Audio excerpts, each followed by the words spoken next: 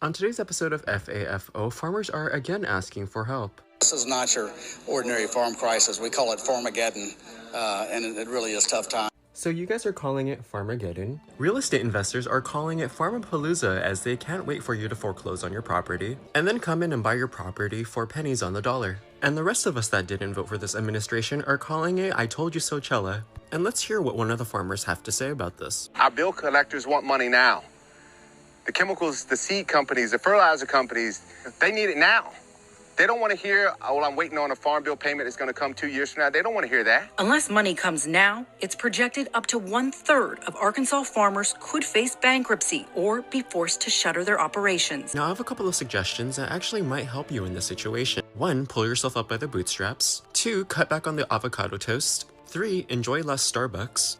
4, perhaps find a part-time job. And 5, cut back on your subscriptions like Netflix, Hulu. And it looks like all these farmers have a very similar solution as to what can fix their problems. Haney hopes if the right person hears his message, it'll spark a positive outcome before it's too late. 77% of farmers voted for President Trump. And all we're asking for President Trump and this administration to do is take care of the farm. And by take care, they mean another government handout. Which is really weird and ironic, because since 77% of you guys voted for this, you guys should be happy with what you got. Because of the policies and the executive orders that he enacted, you guys are suddenly freaking out even though this is what you voted for, but for some reason you guys aren't putting the blame on him. Because you guys are always, socialism is bad until you guys need it, and then you're like, no, it's good for me, but not for you. And the really ironic part is that they need help now, but in that big beautiful bill that was signed, they're actually going to get help at the end of 2026. So I would suggest that you guys properly try to manage your money until the end of 2026 instead of asking for help now. So that's what we got for American farmers, is zero empathy. We want them to fail. So now suddenly farmers want empathy? But didn't you people say that empathy is woke and empathy is bad? Where was that same empathy when they voted? Did they care about students drowning in debt? No student loan forgiveness, so why should there be farmer bailouts? Did they care about families who needed WIC, food stamps, free school lunches? No. Medicare? No. Pew Pew control to save kids? Definitely not. And I don't see any Republicans running to support the farmers. Shouldn't they be pulling themselves up by the bootstraps and working harder? I mean, that's what the Republicans have been telling everybody else. Do I want farmers to fail? No, of course not. But did they knowingly vote against their own interest? Absolutely. And do I feel bad for them? Not one bit, because they never feel bad when their votes actively harm other people. I'll gladly and have to pay $20 for imported veggies if that's the cost. This was their choice, and maybe, when they feel the sting of their own hate, bigotry, and racism backfiring, they'll finally realize that voting the wrong way hurts everyone, including themselves. This is my 39th crop. I started in 1986, the year I graduated high school. I could plant an acre of beans in 1986 for 30 bucks. It irritates me that you don't have the guts to acknowledge that the people do not pay the tariffs. I don't care if it's John Deere, Case, Caterpillar, all that stuff is outsourced overseas. And the guy that pays it is the guy that purchased it. I can buy a bearing for a combine, and it's made in Taiwan or who knows where. Parts have over doubled in the last year, if you can get them. The dealer at Marshall has a backlog for almost 4 months because they can't get parts because of Trump's stupid tariffs. I think agriculture has taken a heck of a hit on a lot of misinformation, and he is not helping the farmer. I mean, we farm about 3,500 acres. We are going to be so far in the red. When are you going to stand up for us instead of kissing his ass for these trade deals?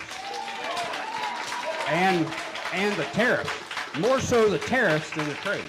Hello guys, welcome once again to the channel. I hope wherever you're watching, you're having a great time.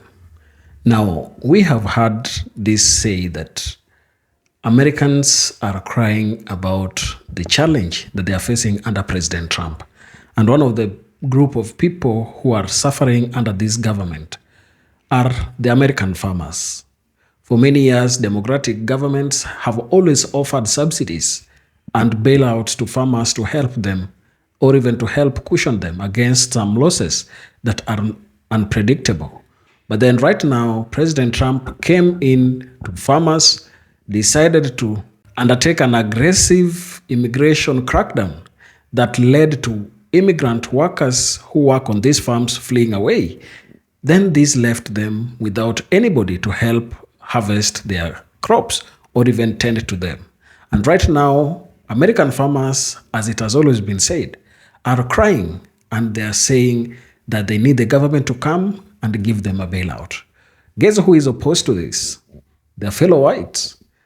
You know, if you look at the discussions that Americans have been having over the years, whites have been so opposed to this thing called socialism. And wherever any presidential candidate has talked about issues they deem to be a socialist ideal, they don't buy their calls.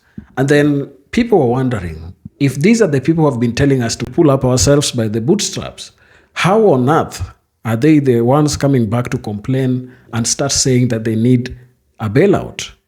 Whites have come out to oppose their fellow whites, and they're saying, you are not going to have that bailout. We can't use taxpayers' dollars to start sorting out one group of people, yet the economy is affecting almost every sector of the American society. I've compiled some videos in regards to this, so I want us to watch them, come back, and I shall give my comments at the end. Let's watch. When did farmers become the villains? When did the disconnect happen is what I don't understand. So that's what we got for American farmers, is zero empathy.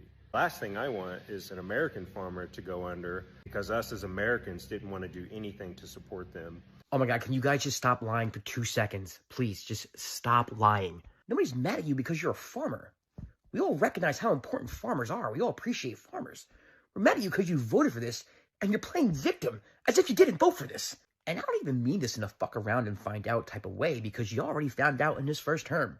His horrible policies led to him having to bail you out. And you knew this. That's why I know you didn't vote for him because of the farm or because of the economy. You voted for him for different reasons. And let's start being honest. Your community is a huge reason why we have a sociopath in office, why we have an adjudicated rapist in office, why we have someone who tried to overthrow our government in office, why we have a 34-time felon in office, why we have a president who is actively ruining every part of our economy in office. You voted for that, knowing that he was going to do it because he did it to you in the first term, and y'all didn't care because trans people or something. Also, sidebar, I voted for you. For what it's worth, I voted for you, okay? Leftists voted for you. The left voted for you. We vote for a collective. We vote for other people. To sit here and act like, this is America, why are we not rooting for each other? That's what our vote does. That's how we look at elections. That's how we look at candidates. For you to come to us and say, how come the people who want everybody to have healthcare, who wants everybody to have public education, who wants everybody to have childcare, how come they don't want to be a part of this community that we have over here? How come they're mad at us? When we voted for you, and we voted for the exact solution that you were asking for right now, is absolutely insane. Yeah, I'm not gonna lie, I need you blue state liberals to stop calling the farmers who voted for their own personal financial ruin stupid. It's infantilizing. They aren't stupid. To actually manage a farm effectively requires insane depths of knowledge in math, science, logistics. These people aren't dumb.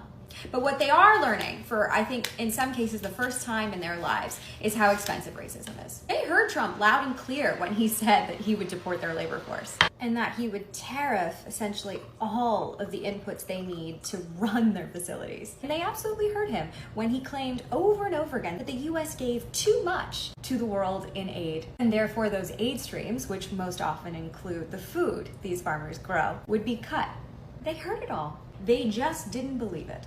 They thought this was just Trump 1.0 and there would be enough adults in the room to say, hey, this is reckless. We can't do this because it will dismantle the economy. Yeah, a lot of farmers were hurt during the first Trump administration. Thanks to his reckless trade wars, particularly with China, a lot of them went bankrupt. And the bailouts that originally happened under Trump's first term didn't mostly even go to these small-scale farmers. It ended up going to big agribusiness. And I have a feeling, if past is prologue, we're gonna see that happen again. if bailouts happen at all. Because the reality is these people do not actually want to save these small scale farms. People in this admin, like JD Vance, very specifically invested in things like Acre Trader. Their goal is for these farmers to go bankrupt so that they can consolidate, buy up huge swaths of their land, and make a fortune. So I'm not gonna lie to you, there is very little incentive for anybody in this administration to actually give these farmers a bailout, no matter how angry and white and male they are. I doubt there are any farmers listening to this at the moment, but the billionaires do not care about you. They actually just want to take your stuff. So even if a bailout does come, and I doubt an effective one will,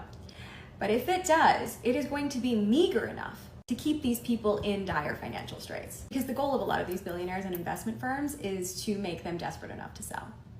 So you can say goodbye to small scale family farms, that's for sure. What's kind of funny about this is that Let's Go Brandon tried to bail you out for real. And that's probably the last time anyone will, so.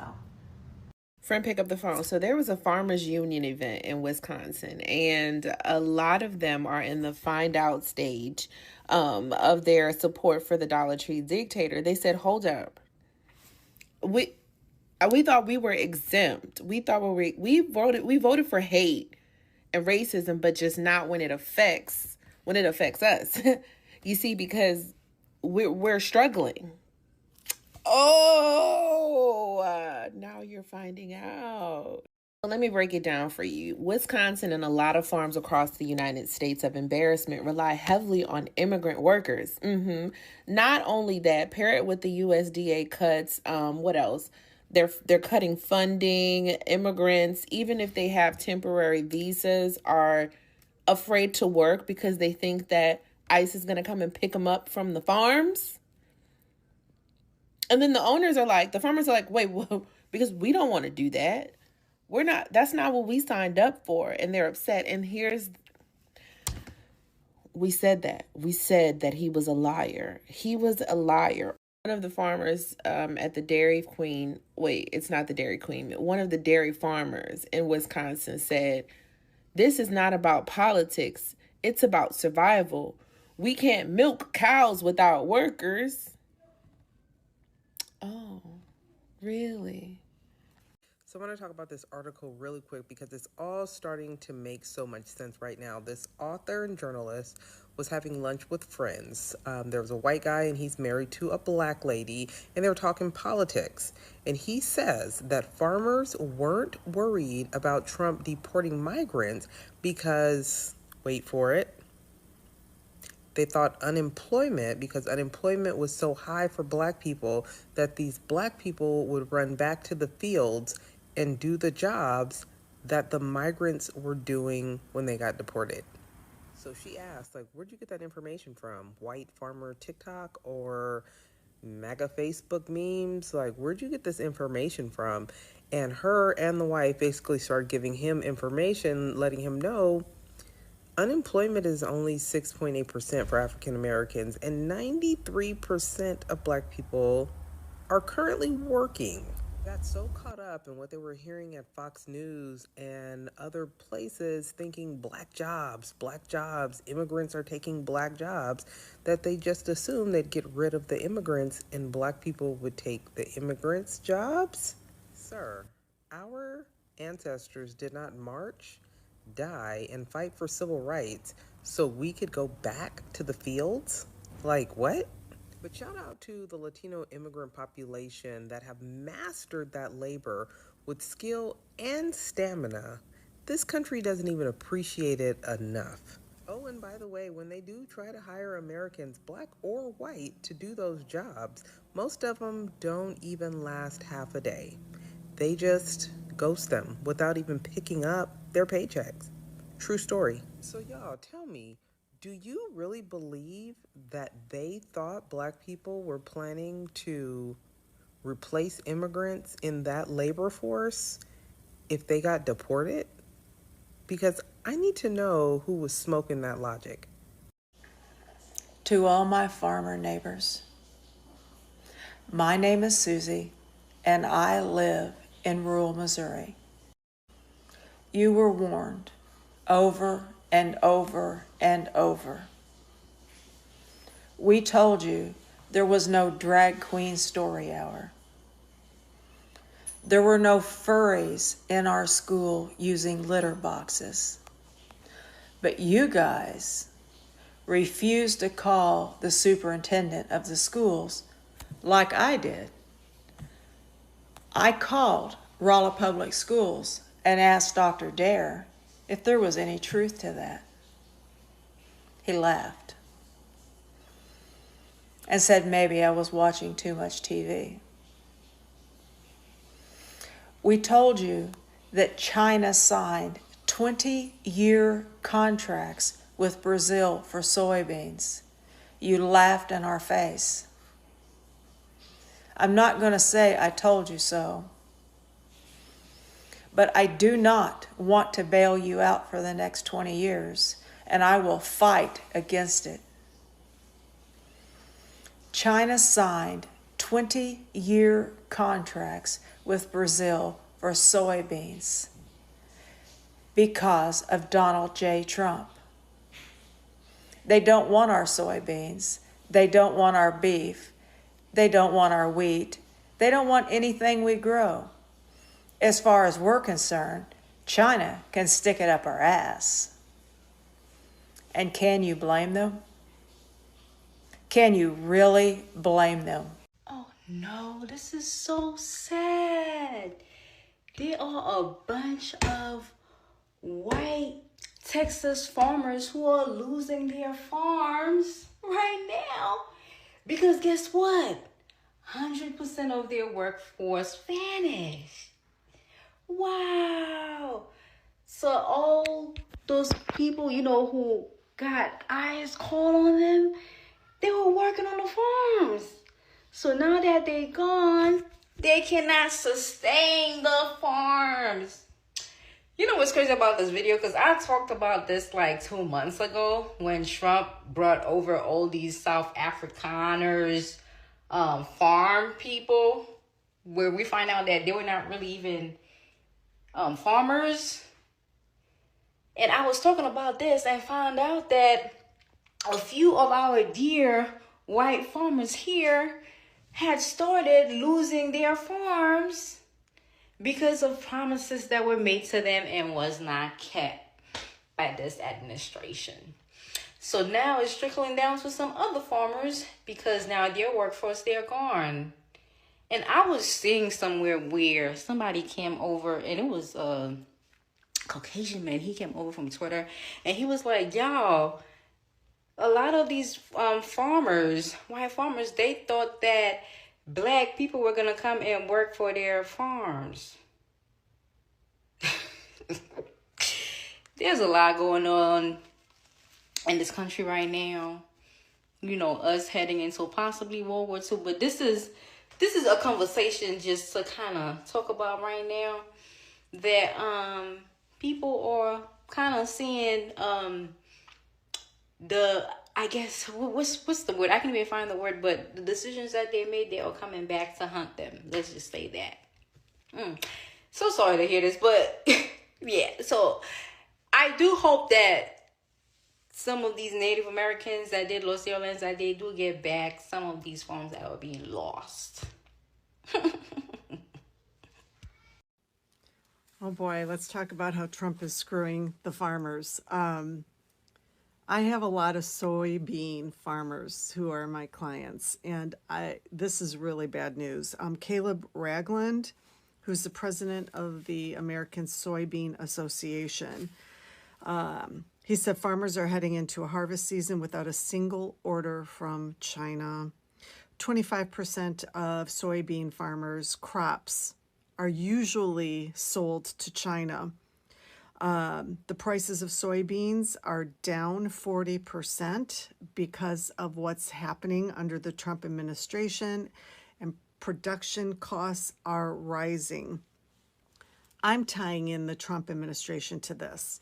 This Soybean Association president is still speaking up Donald Trump. 500,000 soybean growers in the United States exist and are being severely impacted by this. They're having to now rely on loans to get them through the season. There are 231,000 jobs associated with soybean farming, harvesting, transportation, storage, you name it. And he says the impact on the local rural community that depends on the farmer is going to be severely impacted. South American farmers, soybean farmers, are filling the gap. China is just hop-skipping over the United States, and countries like Brazil have got it completely covered. No wonder Trump is attacking some of these other countries south of us. But then he went on to reiterate that Donald Trump loves farmers and that he supports Trump. And he says that the Trump administration told him to tell the farmers to be patient. I just want to explain what the soybean farmers are looking at. Harvest season is right around the corner. Imagine that there's a machine manufacturer that is on the brink of bankruptcy, and they've got a whopping $50,000 in the bank. And they've got to make a decision. Do we keep hiring people to build this one machine in hopes that we can sell it and make that money back?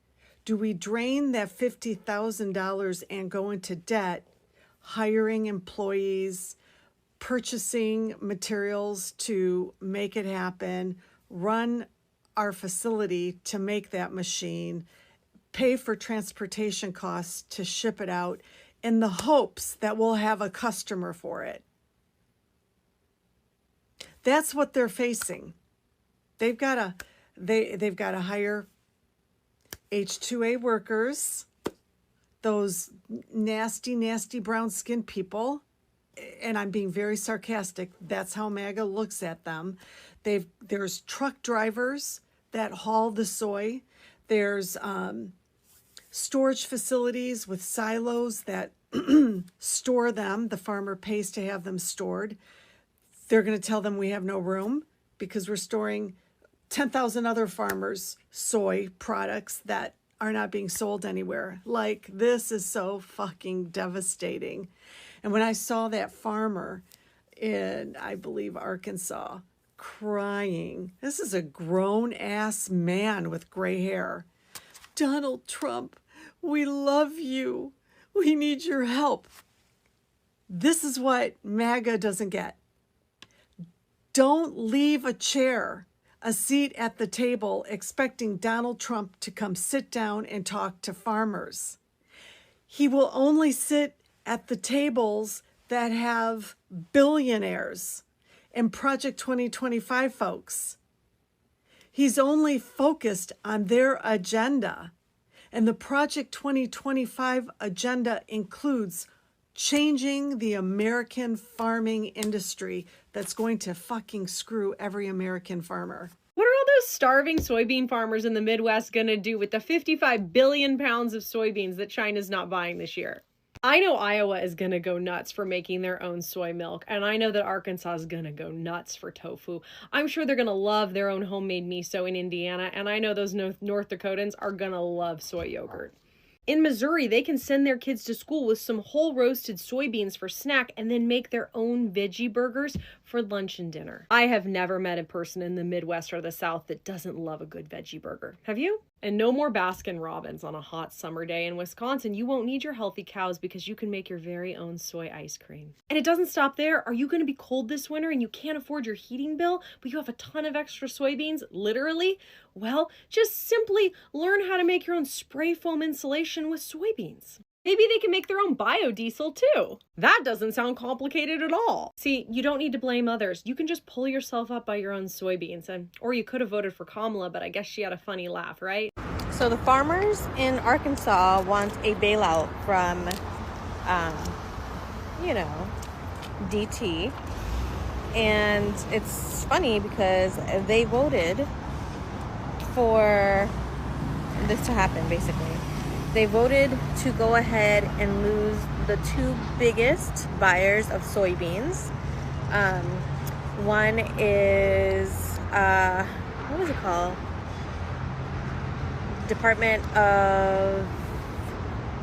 I forget, but basically they bought the soybeans and would send them abroad to feed hungry children or the needy in other countries. And the other, I think they were number 2 buyers, right? And then the number 1 buyers was China. And because of the tariffs and the trade war, China doesn't want to buy soybeans from the United States anymore. So now you have a bunch of farmers, MAGA, who voted for this, are crying because nobody wants to buy their soybeans, and they're losing money and they're losing their livelihoods. And now they want a bailout, which is a handout, but they don't want to give out handouts to anyone else, but they're okay taking them. Anyways, this is the kind of stuff that makes me so angry when I hear about it, because you actively voted against your own interests because you thought it would hurt people that you hate, but instead it's hurting you now, so now you want to cry about it. Do you think DT cares about you? No. Are you a billionaire? No, then he doesn't care about you. Get it through your thick skulls. And what's really funny to me too is people love the big beautiful bill because they think they're not affected by it, because they think they're rich. The rich that you think you are is not the rich that they're talking about. Okay? I think it's cute that you think you're rich. That's nice. I'm glad that you're comfortable. But you're not rich like how they are talking about the rich in this bill. They're talking about billionaires and multi-millionaires. But anyhow, happy Monday. Sorry to bring you this news, but I keep saying I wish California would just pull away. I don't want to be a part of this anymore. I don't think a lot of people want to be part of that United States anymore. We provide all the money that goes to these states like Arkansas, and I don't want to pay into that anymore. You don't care about all people, we do. You only care about yourselves. So I wish states could kind of like leave and form their own little countries, or one smaller country. Yes, welcome back to the channel. Now, listening to what white Americans are saying, I think you're able to see that this time around they've also turned against their own. They're seeing that America is already a broken marriage, that nothing can ever make it come together. Because if you look at the economic wars that they're going through, you'll get to ask yourself whether this is the America where you are told that you can come and achieve the American dream without any challenge. So whites are there, they're complaining, but they are saying you cannot be given free taxpayers' money just because you have been affected. Because if that could happen, then everybody else should be getting some paycheck on their doorsteps as you're also getting them. And then looking at this thing in the deeper end, you'll realize that while whites have always been bad-mouthing blacks and saying that blacks want free money, or blacks want affirmative action, or blacks want to be given food stamps, I can tell you that those who have depended on welfare in the largest number can now be revealed to be the white people. And therefore, when they are coming out starting to attack some policies that have always been created to make blacks have some better competitive advantage, then they are totally wrong, because they can't oppose something where they are the ones who benefit from it in the greatest way possible. Some white Americans oppose bailouts for white farmers under the Trump administration because they see these payments as an example of unfair government favoritism. They believe that farmers, especially large industrial ones, already benefit from subsidies and special treatment that other struggling groups do not receive. To them, other bailouts reinforces inequality rather than addressing broader economic issues. Another reason is the perception of entitlement. Many critics feel that some white farmers expect government support whenever markets turn against them, such as during trade wars or price drops. This attitude clashes with conservative values of self-reliance and free markets, which many Americans, including some in the right, hold dear. They argue that personal responsibility should apply equally to everyone, regardless of race or occupation. Additionally, opponents see hypocrisy in the political rhetoric. Some of the same voters and politicians who criticize welfare programs for poor or urban communities readily support subsidies for rural, mostly white farmers. This double standard leads critics to question whether handouts are only frowned upon when they go to non-white or low-income groups, the bailout, in their view, exposes racial and class biases in American politics. And this is what I said earlier. Most white Americans are so much against socialism. And this issue of welfares and bailouts that they are talking about right now doesn't sit well with many conservatives. And that really tells you that if you look at right now where white Trump supporters are the ones who are calling for bailouts, then it tells you that this question of fighting against bailouts and welfares is always also racialized. And it is supported when those who need it are white. But when blacks or non-white people want it, it is supposed to be not available. There is also frustration that the bailout money often flows to wealthy agribusiness rather than small family farms. Reports show that the largest operations received millions in aid, while smaller farmers saw little relief.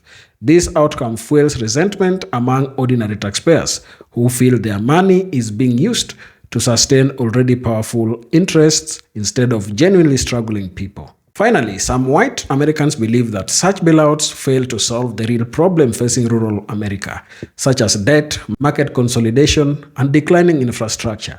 They argue that instead of repeating emergency payments, the government should reform agricultural policy and promote diversification. To them, continuing to bail out entitled farmers only delays the necessary economic and social change the rural economy needs. And that sums up our discussion on that topic. I believe you have your opinion and something that you want to say over the topic. Don't forget to share your thoughts in the comment section. And if you're watching us for the first time, please remember to subscribe to the channel, like the video, and share. Thank you, and let's meet on the next one.